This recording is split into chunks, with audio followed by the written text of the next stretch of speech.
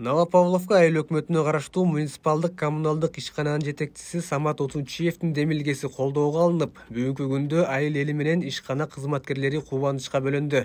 Кыргыз Өзбек фонду менен биргеликте айыл өкмөт жана Новопавловка коммуналдык ишканасынын ортосунда келишим менен келип жатат. Жалпы 10 техника атайын ар кайсы багытта техникалар келди бизге.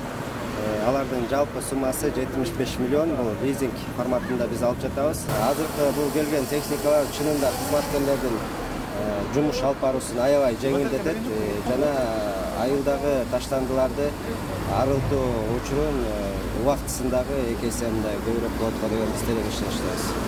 Өзүңүздөр күбө болуп атасыздар, бул Новопавловка Сокулук айылында бүгүн майрамдык маана экенин. Атайын техникалар бүгүн документтери бүтүп, элге кызматка даяр учуру башталар күн болуп атат да бул. Ушулар жалпы бир 80 миллиондай болуп калат. Наш фонд создан руководством 2 стран для содействия развитию совместных проектов. И одним из таких проектов является поставка спецтехники Новопавловке. Мы в дальнейшем планируем масштабировать этот проект и распространять его в других регионах Кыргызстана тоже. То есть это одна из первых ласточек.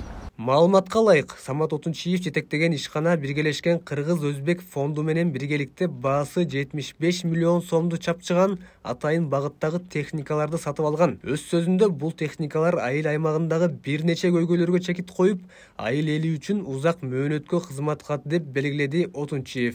Кудай буйруса элибизди сүйүнтөбүз деген терең ишенич бар.